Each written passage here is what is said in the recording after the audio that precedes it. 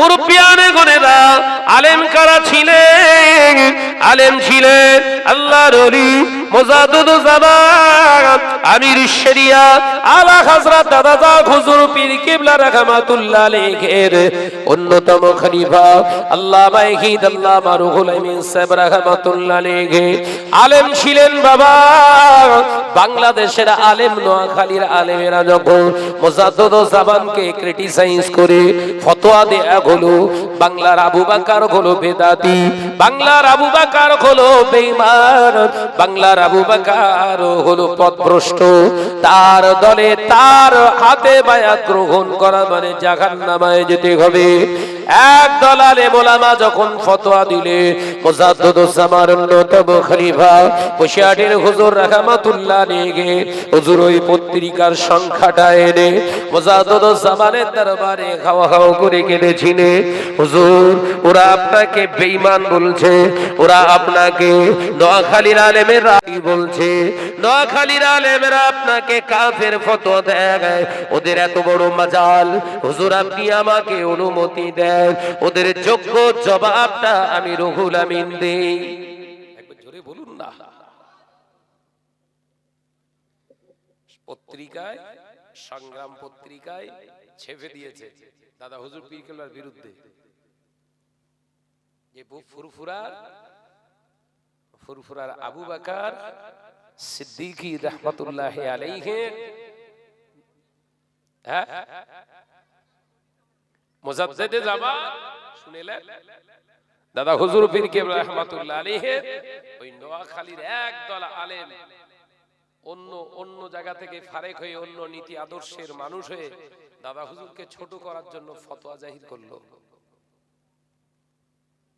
কি তিনি বেদাতি, তিনি হচ্ছে ভণ্ড, তিনি হচ্ছে বেঈমান, তানার হাতে বায়াত গ্রহণ করা হারাম। আল্লামা হুজুর ওই পত্রিকা সহ ওই কাগজটা নিয়ে দাদা হুজুরের দরবারে এসে হাজির। শুনেছেন? শোনেননি? মুজাদ্দিদুজ জামান দাদা হুজুর পীর কেবলার দরবারে এসে আল্লামা হুজুর হাউ হাউ করে কাঁদছে।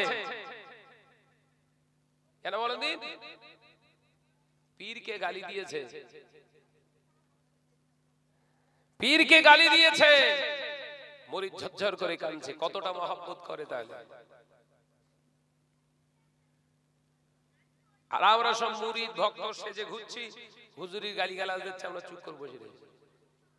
অনেকক্ষণ পরে একটা কমেন্টস করলাম কি না, হলিও হয়তো হতে পারে। কথা বলছেন না কেন? জানিস দাদা হুজুরের ওই আওলাদটা এই কাজ করে, জানিস? চুপ করে। আরো দুজন বেশ কথা বেশ ভালো করে আমাকে বুঝিয়ে দিল। আমি পরেই বললাম হ্যাঁ বলা যায় না, হতেই পারে। এরকম চলছে তো নাকি? একবারও চেষ্টা করলাম না বোঝার যে মানুষটার বিরুদ্ধে এই প্রচারটা কথাটা উঠছে, একবার যাচাই বাছাই করার দরকার আমার ছিল, আছে, করতে হবে।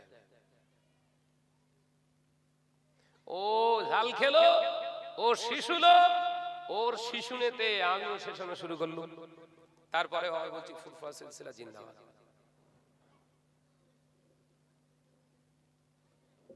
কথাটা বুঝতে পারেননি? এরামই তো আমাদের ক্যারেক্টার। কিন্তু আল্লামা হুজুর মুরিদ কার? দাদা হুজুর পীর কেবলার কাছে।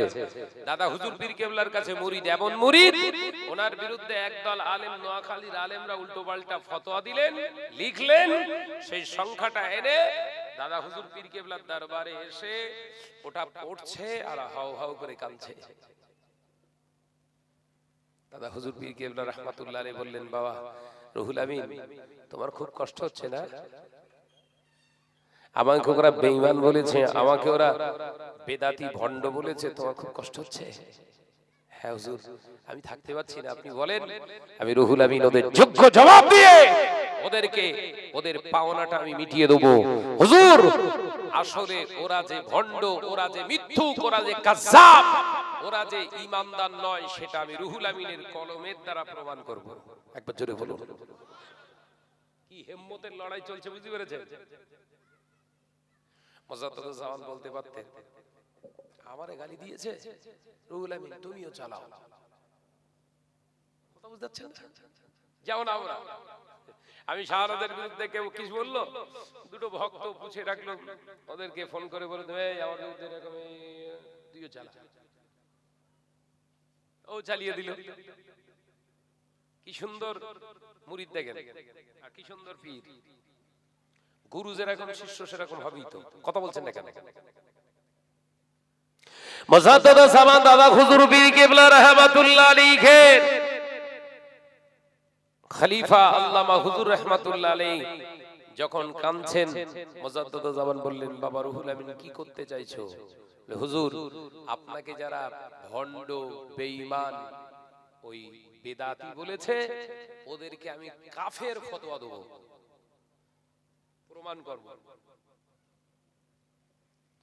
মুজাদ্দিদ জামান বললেন, না, কুকুরের কাজ কুকুরে করেছে, কামড় দিয়েছে ভাই, তাই বলে তুমি মুমিন হয়ে, মানুষ হয়ে কি কুকুরের পায়ে কামড়ানোর শোভা পায়? একবার জোরে বলুন না। আদর্শ কারে বলে? কি আদর্শ বোঝা যাচ্ছে? কুকুরের কাজ কুকুরে করেছে, কামড় দিয়েছে পায়, তাই বলে তুমি মানুষ হয়ে কি কুকুরের পায়ে কামড়ানোর শোভা পায়? ও কুকুর ঘেউ ঘেউ করলো, কামড়ালো, তুমি মানুষ, তুমি যে কুকুরের পায়ে কামড়াতে পারো না, ঘেউ ঘেউ করতে পারো না, কারণ তুমি আশরাফুল মাখলুক। একবার জোরে বলুন না, একবার জোরে হবে না? আল্লামা হুজুর বলেন, হুজুর তাহলে ওরা কি সারা জীবন ওরা কি আপনাকে গালি দিয়ে যাবে, ওরা আপনাকে প্রতারক বলবে, ভণ্ড বলবে, হুজুর আপনাকে উল্টো পাল্টা মন্তব্য করে যাবে। মুজাদ্দিদ জামান বললেন, বাবা বড় মাওলানা, ও বাবা রুহুল আমিন, আমি তোমার পীর ইজাজত দিচ্ছি বাবা, তুমি এক কাজ করো, ওদের জবাব দাও, ওদের জবাবই লিখে দাও, ওদের প্রমাণ করে দাও তোমার পীর, তোমার পীর হক, তোমার মুর্শিদ হলো সত্য, তোমার পীর হক, তোমার পীর ন্যায়ের রাস্তায়, শরীয়তের রাস্তায় আছে। ও বাবা রুহুল আমিন, ওটা কোরআন হাদিস দ্বারা প্রমাণ করে দাও। আল্লাহ বাইহির আল্লামা রুহুল আমিন সাহেব রাহমাতুল্লাহ আলাইহি হুজুর আমার কোরআন হাদিস ইজমা কিয়াস দ্বারা প্রমাণ করেছিলেন। আল্লামা রুহুল আমিন সাহেব রাহমাতুল্লাহ আলাইহি তারপরে সংখ্যায় যখন জবাবগুলো লিখেছিলেন, এমন ভাবে সূক্ষ্মভাবে আল্লামা হুজুর রাহমাতুল্লাহ আলাইহি দাদা হুজুর পীর কেবলাকে এমন ভাবে প্রমাণ করেছিলেন, তিনি আল্লাহর ওলি, তিনি মাহবুব বান্দা, তিনি আল্লাহর একজন প্রকৃত ভয় করেনেওয়ালা বান্দা। এ নজরের যুবকেরা, এবার যখন ওই পত্রিকার সংখ্যা এবার হয়েছিল, কলমে আল্লামা হুজুরের কলমের জবাবে তারা নিশ্চুপ হয়ে গিয়েছিলেন। শুধু তাই নয়, বাংলাদেশের ওই সমস্ত আলেম দ্বীন আল্লামা হুজুরের দরবারে সে ক্ষমা চাইতে শুরু করেছিলেন। আল্লামা হুজুর বলেছিলেন, ক্ষমা আমার কাছে চাইলে হবে না, ক্ষমা যদি চাইতে হয়, যাকে ভণ্ড প্রতারক, যাকে সমাজের বুকে বেদাতি বলে ছিনিয়ে দেওয়ার প্রচেষ্টা চালিয়েছিল, চলো আমার পীরের দরবারে, পীরের হাতে হাত দিয়ে ইস্তিগফার করো, আমার পীর যদি ক্ষমা করে দেয় তবে তোমরা ক্ষমার যোগ্য হবে। আল্লাহর ওলি হযরতে আল্লামা ইহিন আল্লামা বড় মাওলানা রাহমাতুল্লাহ আলাইহি সঙ্গে করে নিয়ে সেই সময় দেখতে পাওয়া যায় অসংখ্য আলেমদের নিয়ে হুজুরের দরবারে সে হাজির হয়ে হুজুরের হাতে হাত দিয়ে তওবা পড়ে ক্ষমা চেয়ে মুরিদি হয়ে গিয়েছিলেন। ঠান্ডা শুনেছেন? আল্লাহর ওলি হযরতে শাহ সুফি আল্লামা ইহিন আল্লামা রুহুল আমিন রাহমাতুল্লাহ আলাইহি এইভাবে তার অন্যায়ের প্রতিবাদ করেছে। কিন্তু সমাজের বুকে কিছু আলেম নামীয় কিছু কোম্পানি বেরিয়েছে, তারা 20,000 চেষ্টা চালাচ্ছে, 20,000 চেষ্টা চালাচ্ছে। চেষ্টা চালাচ্ছে কিসের মাধ্যমে? মিডিয়ার মাধ্যমে। আর কিছু ফেকু বক্তা ঘেউ ঘেউ ঘেউ ঘেউ করছে, ও মনে করছে পীর হয়ে গেছে। ন্যায় অন্যায় সত্য মিথ্যা যাচাইয়ের ক্ষমতা যার নেই ও পীর নয়, ও পীর নয়। বিদ্যার বড়াই, বিদ্যার বড়াই দেখিয়ে অহংকার তাকাব্বারি নিয়ে পীর হওয়া যায় না। আর যা হয় সব হওয়া যায়, পীর হওয়া যায় না। বিদ্যার বড়াই যদি দেখাতে পারতেন আল্লামা হুজুর দেখাতে পারতেন, বিদ্যার বড়াই দেখালে মুজাদ্দিদুজ্জামান দেখাতে পারতেন। বিদ্যার বড়াই দেখালেন না, শান্ত শিষ্ট নম্রতা বিনয়ীর সঙ্গে জানিয়ে দিলেন, অহংকার চূর্ণ বিচূর্ণ করে জানিয়ে দিলেন বাবা রুহুল আমিন ওরা কুকুর, ওরা চেল্লাচ্ছে চেল্লাগে যা, তুমি মানুষ হয়ে মানুষের কাজটা করো। জবাব দাও, কি জবাব? তুমি যে হকের রাস্তায় আছো, তোমার পীর যে হকের রাস্তায় আছে সেটা প্রমাণ করে দাও। একবার জোরে বলুন, একবার জোরে হবে না? আর আমি শাহনাজ এরকম 10টা চ্যানেল সেট করে রেখে দিয়েছি। আমি একটা কথা বললে এই 10টা চ্যানেল প্রচার করে, ও সত্য হোক আর মিথ্যা হোক দেখার দরকার নেই, চালা হতেই হবে যে কোনো প্রকারে। এই যদি হয় আমি মলি সাহেবের রং ঢং, এই যদি হয় আমার কীর্তি, এই যদি হয় আমার কৃষ্টি কালচার, তাহলে জানতে হবে জাতি এর দ্বারা কোনোদিন উপকৃত হতে পারে না, পারে না, পারে না। কথা বুঝতে পারেননি? তাই আমাদের সাবধান হতে হবে, সিলসিলা ফুরফুরা শরীফের আদর্শের নীতি মেনে আমাদের চলতে হবে। দাদা হুজুর পীর কেবলা রহমাতুল্লাহ আলাইহির 5টা আওলাদ রেখে গেছেন, সেই 5টা আওলাদ দুনিয়া থেকে এক এক করে বিদায় নিয়ে গেছেন। তানাদের আওলাদ আছেন না নাই?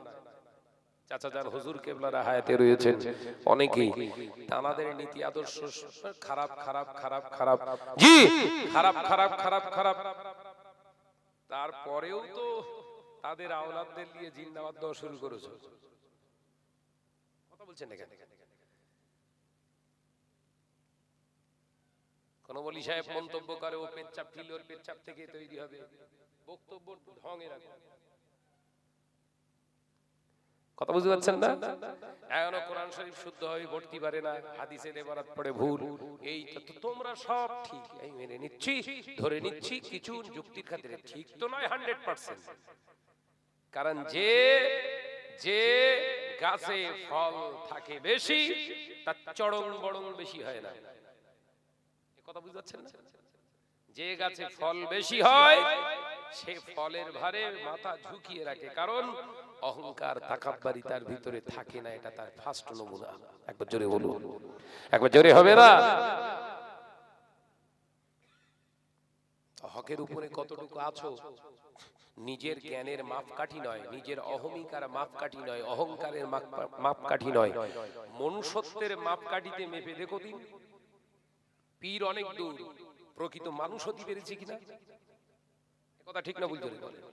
আমার কথা বুঝতে পারছেন ভাইরা? আমার নজনের ওই জন্য আয়াতে কারিমা আমি জানালাম, আল্লাহ কোরআনে জানিয়েছে আমাকে তোরা ভয় কর। আমি আল্লাহ জানিয়ে দিলাম তোরা আমাকে এক বলে মেনে নিয়েছিস। আমি আল্লাহ পাক তোদেরকে জানিয়ে দিচ্ছি তোরা আমাকে ভয় কর।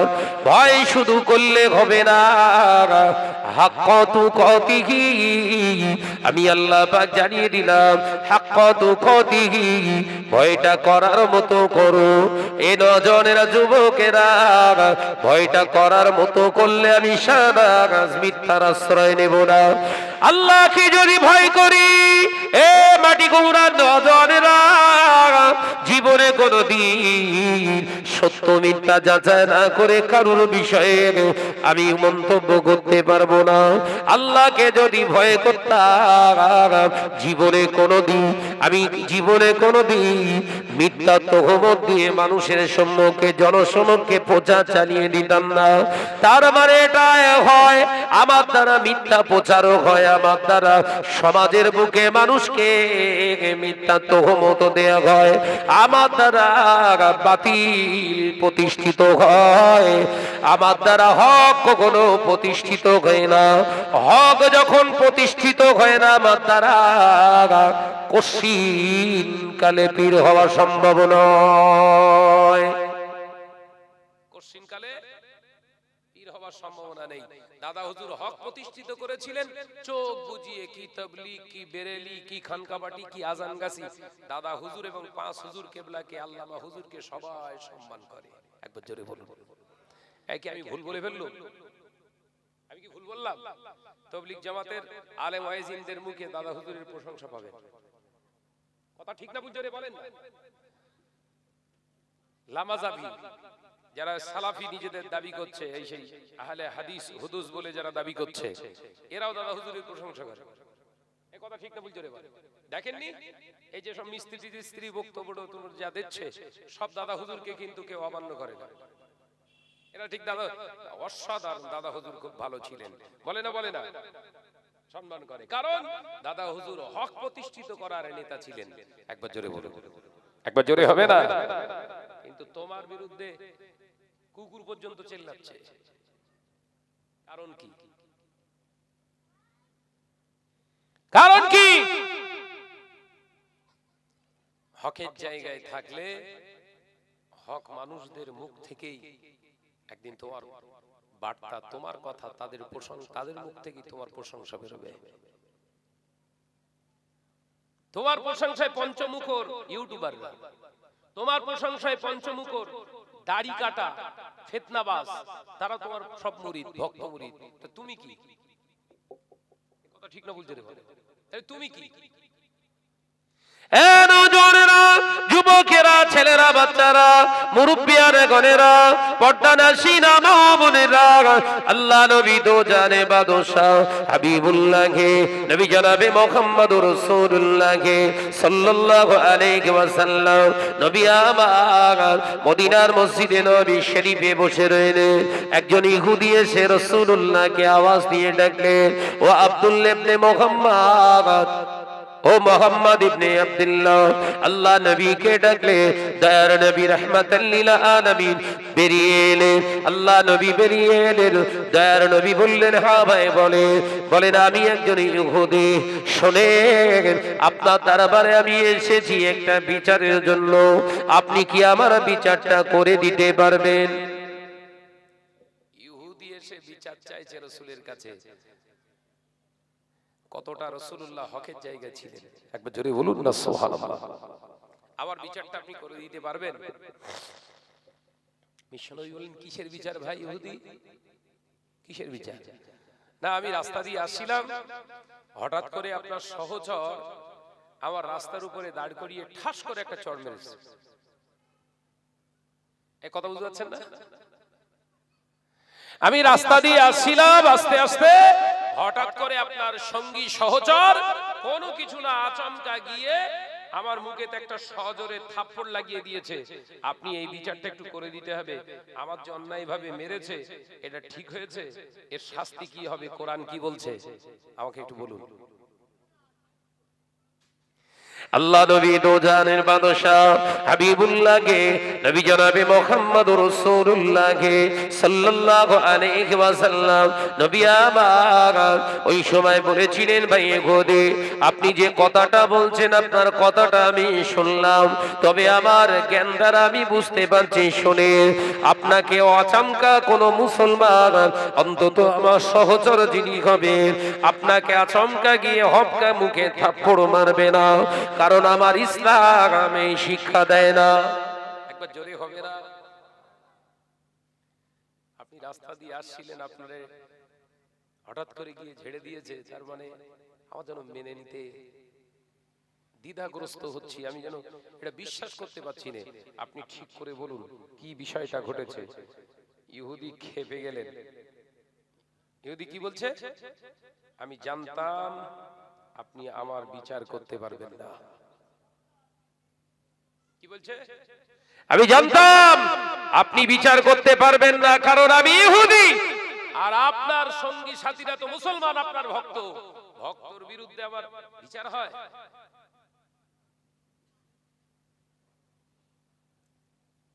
তবে আজকের সমাজে ওই চিত্রটা কিন্তু পাওয়া যাচ্ছে। আমি শাহনাজের যারা ভক্ত, ভালোবাসার মানুষ, কোন অপরাধ করলে করে ফেলেছে, যা গোসল টোসল করে নিয়ে যা হয়ে গেল, যদি আমার এন্টি কেউ এরকম করে, ওরে ওরে জবাই কর, আমার এন্টি, আমার বিরোধিতা, আমার বিরোধী লোক যদি কেউ এই অপরাধটা, একই অপরাধ করে ফেলেছে, ফতোয়া জাহির করে দিলাম, ওর কতল করতে হবে। একই ম্যান, বিচার দুরকম আছে না নাই? কথা বলছেন না কেন? এই জোরে বলেন না। বিশ্বনবী বললেন, ন্যায় পরায়ণ বিচারক ময়দানের মাহশারে আল্লাহর আরশের ছায়া পাবে। একবার জোরে বলুন, একবার জোরে হবে না? মিয়াজি হুজুরগিরি ঘুচিয়ে দেবে বলো, ন্যায় বিচারটা করো। ও ভাইয়েরা, মুরব্বিয়া গনেরা, ছেলেরা, বাচ্চারা, পর্দানাশীনা মা বোনেরা, আল্লাহ নবী বললেন, ভাই ইহুদি, আমি আমার সঙ্গী বলে বলছি না, এটা আমার বিশ্বাস। তারা যদি মুসলমান হয়, মুসলমান অন্যায়ভাবে কোন ইহুদিকে আঘাত করতে পারবে না, কারণ এটা তাদের জন্য বৈধতা দেয় না। মুসলমান যদি হয়ে থাকে, আপনি বললেন আমার সঙ্গী সাথী আপনাকে মেরেছে, তাহলে আমি আমার ইসলামের আদর্শ থেকে, কোরআনের নীতি থেকে আমি তো মেনে নিতে পারছি না। এটা আমার কোরআনের বিশ্বাসের উপরে আপনাকে আমি বললাম। ইহুদি বললেন, শোনেন, আমি রাস্তা দিয়ে আসছিলাম, ওই রাস্তা দিয়ে আসতে আসতে আপনার সহচর, ওই নাম তার আবু বকর, আবু কুফার বেটা আবু বকর সিদ্দিক রাদিয়াল্লাহু তাআলা আনহু আমাকে রাস্তায় একাবে আমাকে শটান একটা থাপ্পড় মেরেছে। ও হযরতে মুহাম্মদ সাল্লাল্লাহু আলাইহি ওয়াসাল্লাম, আপনি কোরআন দিয়ে বিচার করে বলুন, ওর শাস্তিটা এখন কি হওয়া দরকার? সিদ্দিক আকবর আবু বকর নেই বলো? বিশ্বনবী বললেন, শাস্তি প্রদান করতে গেলে, বিচার করতে গেলে একজনের কাছ থেকে শুনে রায় দেওয়া যাবে না, জায়েজ নেই। অর্থাৎ আবু বকর তোমাকে মেরেছে, বিশ্বনবী কোনো মতেই মেনে নিতে পারছে না, কারণ সিদ্দিক আকবর হলো রাসূলুল্লাহর অনুকরণের একজন সিদ্দিক আকবর। একবার জোরে বলুন না, একবার জোরে হবে না? বিশ্বনবী বললেন, তুমি অন্য অন্য ভাইদের কথা বললে তবু আমি যেন একটু দ্বিধাগ্রস্ত করতাম, কিন্তু আবু বকরের কথা বলছো, দ্বিধাগ্রস্তের চরম শিখরে আমার কাছে বিশ্বাসের জায়গা আছে, অর্থাৎ বিরোধিতা, আমি এটা কোনো মতেই মেনে নিতে পারছি না। কারণ সিদ্দিক আকবর, আমি রাসূলুল্লাহর পাগল। আমি রাসূলুল্লাহর পাগল মানে শুধু আমার উপরে দরুদ শরীফ পড়ার পাগল না, আমার গোটা লাইফের অ্যাটিটিউড, কৃষ্টি, কালচারটাই আবু বকরের ভিতরে পাওয়া যাবে। একবার জোরে বলুন, একবার জোরে হবে না? আবু বকর আপনাকে বিনা কারণে মেরেছে, আমি যেন মেনে নিতে পারছি না। হযরত আবু বকরের প্রশংসায় ইহুদি খেপে লাল। আবারও তিনি রিপিট করলেন, আমি বললাম আপনি পারবেন না বিচার করতে, কারণ আপন পাতে ঝোল মাখায় সবাই। ও নজরের যুবকেরা, ছেলেরা, বাচ্চারা, পর্দানাশীনা মা ও বোনেরা, দক্ষিণ মাটি গোমরা মুসলমানেরা, আল্লাহ নবী কলেজার সাহাবী সিদ্দিক আকবর হযরতে আবু বকর সিদ্দিক রাদিয়াল্লাহু তাআলা আনহু আমার নবী পাকের দরবারে টুক টুক টুক টুক করে আসে। আল্লাহ নবী দেখতে পেলেন, দয়ার নবী দেখতে পেয়ে বললেন, ও ভাই ইহুদি, চিন্তা করো না, ইনশাআল্লাহ আপনার বিচার এখনই হয়ে যাবে। আমার আবু বকর আসছে, যেই রাসূলুল্লাহ বললেন আমার আবু বকর আসছে, মুখটা পুরো পোড়া বেগুন হয়ে গেছে। বিশ্বনবী ইহুদির দিকে তাকিয়ে দেখলেন ইহুদির অবস্থা খুব খারাপ।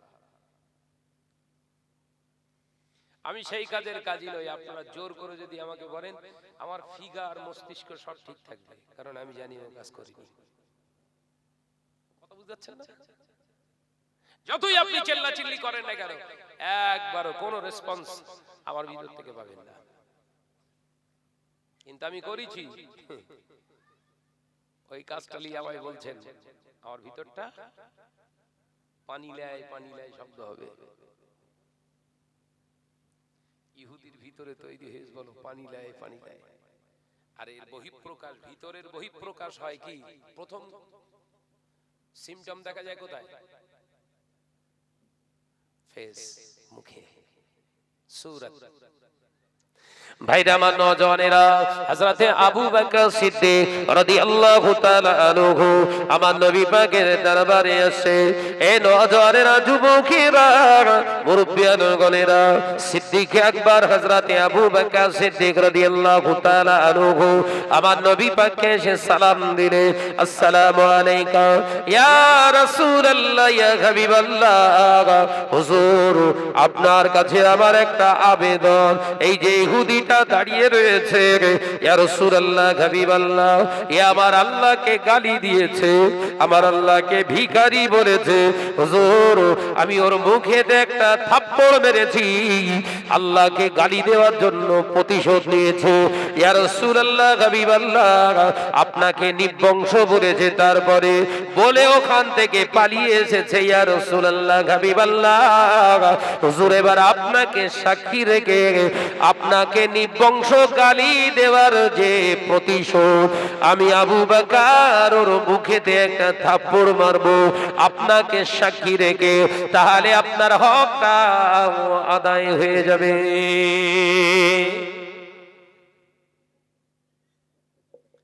আল্লাহকে গালি দিয়েছিল, তার জন্য আল্লাহর হক আদায় করেছি, আল্লাহ সাক্ষী।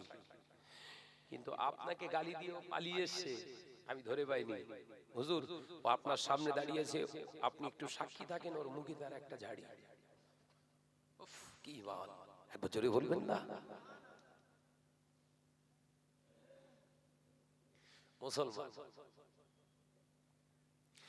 ও রাজনেরা, যুবকেরা, ছেলেরা, বাচ্চারা, মুরব্বিয়ানগণেরা, সিদ্দিক আকবর হযরতে আবু বকর সিদ্দিক রাদিয়াল্লাহু তাআলা আনহু এই কথা শুনে আমার নবী বিস্মিত হয়ে গেলেন, অবাক হয়ে গেলেন, যে আবু বকরের জন্য আমি এত বিশ্বাসের সঙ্গে কথা বলছিলাম, ওই আবু বকর সে স্বীকারোক্তি দিল। আমার আবু বকর আবার একটা মারতে চায়। আল্লাহ নবী বললেন, বাবা আবু বকর, তুই মারলে, ইয়া রাসূলুল্লাহ, হাবিবাল্লাহ, ওকে এমনি মারি নাই, ও আমার আল্লাহকে ভিখারি বলেছে, ও আমার আল্লাহকে ভিখারি বলেছে। কোরআনের আয়াত তুলে আমাকে প্রমাণ দিতে চায়। আমার আল্লাহ পাক কোরআনে জানিয়েছে, ও বান্দারা, আমি আল্লাহ আমার রাস্তায় তোরা দান কর, আমি আল্লাহ আমার জন্য তোরা, আমাকে তোরা দান কর। এই আয়াতের বিকৃত করে ও আমাকে জানিয়ে দিল, তোর আল্লাহ যদি সবের মালিক হবে, তবে তোর আল্লাহ কেন বান্দাদের কাছে যায়? এর মানে হলো তোর আল্লাহ হলো ভিখারি। জোরে বলুন নাউজুবিল্লাহ। তোর আল্লাহ যদি সবকিছুর মালিক হয়, তো তোর আল্লাহ আবার চাবে কেন?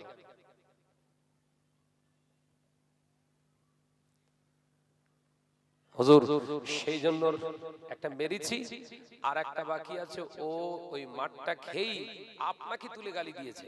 কি বলেছে? এই নির্বংশ মুহাম্মাদের ভক্ত। জোরে বলুন না নাউজুবিল্লাহ।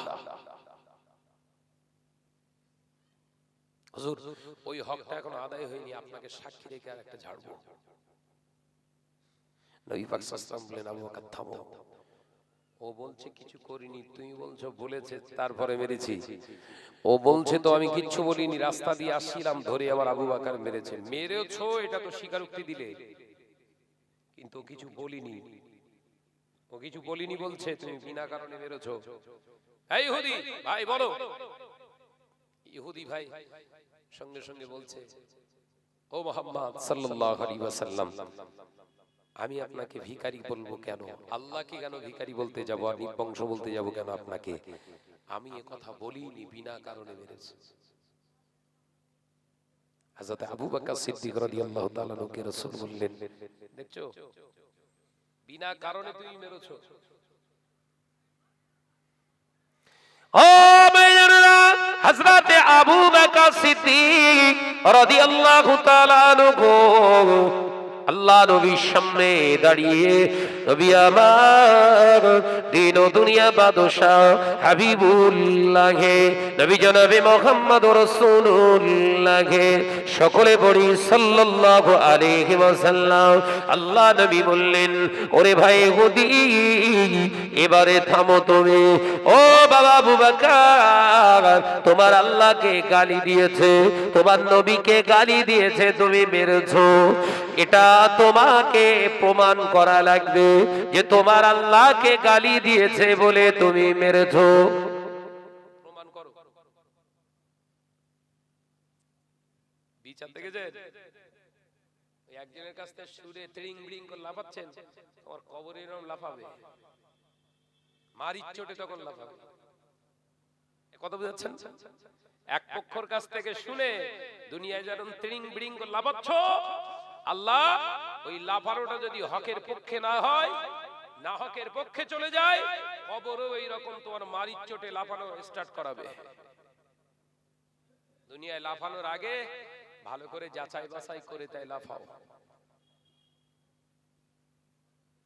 ও ভাইয়েরা, নওজোয়ান যুবকেরা, হযরতে আবু বকর সিদ্দিক রাদিয়াল্লাহু তাআলা আনহু হুজুর আমার খামোশ খেয়ে গেলে, ইয়া রাসূলুল্লাহ, হাবিবাল্লাহ, আমার কোনো সাক্ষী নাই, আমি কি করে প্রমাণ করব? এই দিনের বেলা আপনার ভরা দুপুরে রাস্তার উপরে কেউ ছিল না, আমি আর ইহুদি ছিলাম। ও আমাকে ডেকে এই কথা বলার কারণে আমি মেরেছি। হুজুর, আমার তো কোনো সাক্ষ্য নাই, আমার আল্লাহ ছাড়া, আমার আল্লাহ ছাড়া আমি আবু বকরের কেউ না। আল্লাহ নবী বললেন, আবু বকর রে, তুমি যে কাঁদছো, তোমার চোখের পানিটার এখন মূল্য আমি রাসূলুল্লাহ দিতে পারবো না, কারণ তোমার এখন সাক্ষী দরকার। তুমি নির্দোষ সেটা প্রমাণ করাতে গেলে তোমার সাক্ষী দরকার। সুবহানাল্লাহ বলে, it is my Shariat, it is my ইসলাম। এই কথা বুঝতে পারছেন না নাকি?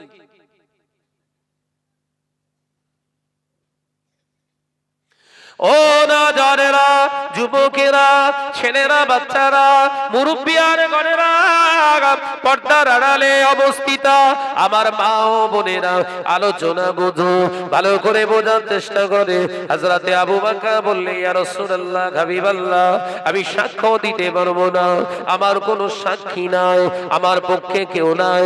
আল্লাহ নবী বললেন, ও ভাই ইহুদি, কোরআন বলছে, কোরআন বলছে এই মুহূর্তে রায়টা তোমার দিকে গিয়েছে, অর্থাৎ আজকে বিচারে তুমি জয়ী হয়ে গেলে।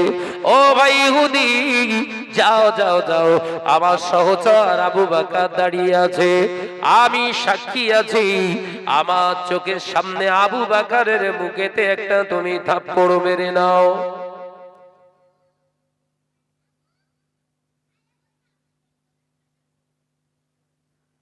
নবী রায় দিচ্ছে কার পক্ষে?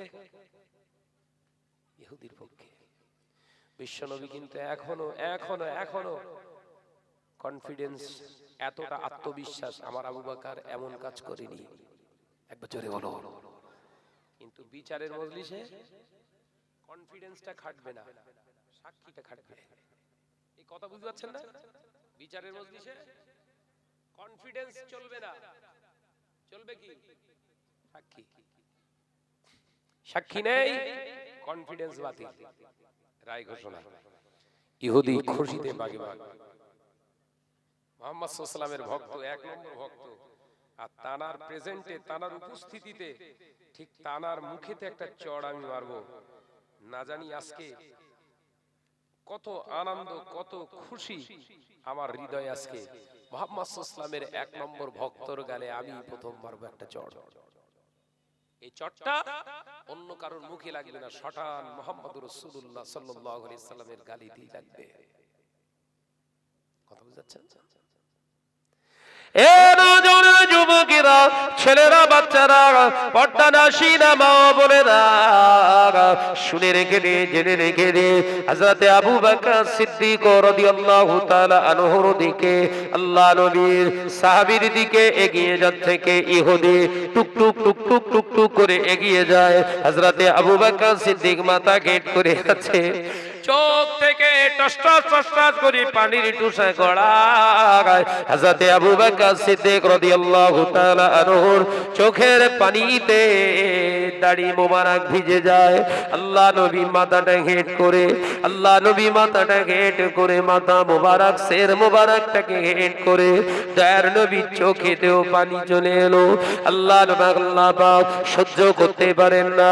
ইহুদি এক পা দু পা করে এগিয়ে গিয়ে আর আবু বকরের মুখেতে যদি একটা থাপ্পড় মেরে দেয়, আমি আল্লাহ আমার কোরআনের উপরে থাপ্পড় পড়ে যাবে, আবার আমার নবীর, আমার হাবিবের মোবারক মুখের উপরে থাপ্পড় পড়ে যাবে, ইসলামের উপরে থাপ্পড় পড়ে যাবে, হতে পারে না। ওরে আমার জিবরিল আমিন, যাও জিবরিল আমিন যাও, আমার নবীর চোখের কান্না, চোখের পানি, আমি রাসূলুল্লাহ, আমার হাবিবুল্লাহর কান্নাটাও আমি আল্লাহ সইতে পারি না। আমার আবু বকরের চোখের কান্না, চোখের পানিটা, আমার আবু বকরের রোনাজারিটা আমি আল্লাহ সইতে পারি না। যাও জিবরিল আমিন যাও, আমার আবু বকরের হয়ে দুনিয়ার কোনো মানুষ সাক্ষী দে কর না দে, আবু বকরের পাশে দুনিয়ার মানুষ কেউ দাঁড়া কর না দাঁড়াও, ও জিবরিল আমিন যাও, আমি আল্লাহ নিজে সাক্ষী দিয়ে দিলাম। একবার জোরে হবে না? যাও, আমার আবু বকরের মুখেতে যেন থাপ্পড় না লাগে। মুমিনের গালে থাপ্পড় লাগা মানে আমি আল্লাহ আমার শরীয়তের উপরে থাপ্পড় পড়েছি। আমার রাসূলুল্লাহর মোবারক মুখ মোবারকের উপরে থাপ্পড়টা পড়বে। যাও জিবরিল আমিন তুমি চলে যাও, থাপ্পড় মারার আগে সাক্ষী হিসাবে আমি আল্লাহ আমার কোরআনকে পেশ করো। একবার জোরে, একবার জোরে হবে না? এর জোরে না। আল্লাহ নবী সের মোবারক, মাথা মোবারকটা যখন নিচু করে দাঁড়িয়ে আছে, আসমান থেকে ঢং ঢং ঘন্টার আওয়াজ চলে এলো। দয়ার নবী রাহমাতাল লিল আলামিন, হুজুর আমার চোখের পানি মোবারক মুছে আসমানের দিকে তাকিয়ে মুচকে মুচকে হাসে। কনফিডেন্স কাজ হলো। এটা জোরে হবে না? এর নজরেরা হযরতে আবু বকর সিদ্দিক রাদিয়াল্লাহু তাআলা আনহু দাঁড়িয়ে দাঁড়িয়ে ডুকরে ডুকরে কাঁদছে। ইহুদি হেসে হেসে এগিয়ে যায়। আল্লাহ নবী সের মোবারক আসমানের দিকে তুলে হুজুর আমার মুচকে মুচকে হেসে বললেন, ভাই ইহুদি, ও ভাই ইহুদি, আর যেতে হবে না, আমার আত্মবিশ্বাসটা কাজ হয়ে গেছে। ও ভাই ইহুদি, দাঁড়ান দাঁড়ান, আমার আবু বকরের সপক্ষে স্বয়ং আল্লাহ সাক্ষী বানিয়েছে। ইহুদি খামোশ খেয়ে গেছে। মুসলমানদের হক মানুষের দুনিয়ার জমিনে কেউ থাক আর না থাক, থাকবে। এই জোরে বলেন, বাতিল, মিথ্যুক, কাযযাব, ফাসিকদের সঙ্গে নিয়ে ঘুরবে মুমিন? চালাকি পেয়েছো? এটাই আমাদের অভাব। আর এই অভাবের খোলসতায়, এই অভাবের চাটুকতায়, মিথ্যার আশ্রয়ে হুড়হুড় করে আমাদের জীবনে ঢুকে পড়েছি আমরা, যার কারণেই আমরা হকের প্রচার চালিয়েও মিথ্যার আশ্রয় গ্রহণ করে আমাদের জীবন চলছে। ওই জন্য আমাদের জবানের তাসির নেই। আমি আলোচনার শুরুতে এটা বোঝাতে চাইছিলাম না? হকের উপরে থাকুন, কারুর লাগে না। সবাই আমার বিরুদ্ধে প্রচার করলেও আলহামদুলিল্লাহ, আমার আল্লাহ আমার জন্য যথেষ্ট। মহাব্বতের সঙ্গে দরুদ, আল্লাহুম্মা সাল্লি আলা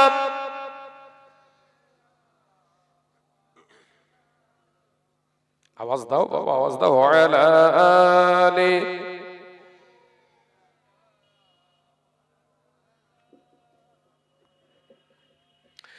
আমারে কণ্ঠে তুমি তোমারই বাণী দিয়েছ, বুকের দেরাজ তুমি তোমারই স্থান দিয়েছ। আমারে কণ্ঠে তুমি তোমারই বাণী দিয়েছ, বুকের দেরাজ তুমি তোমারই স্থান দিয়েছ। এত ভালোবাসো কেন মালিক আমার, কি করে শুকর করি আমি তোমার, কি করে শুকর করি আমি তোমার। জোরে হলো না? নারে তাকবীর। আমারে কণ্ঠে তুমি তোমারই বাণী দিয়েছ, বুকের দেরাজ তুমি তোমারই স্থান দিয়েছ। লা ইলাহা ইল্লাল্লাহ, লা ইলাহা ইল্লাল্লাহ। পৃথিবীর দিকে দিকে দড়ি দে, শান্তি মোরা পেলাম তোমার দিকে।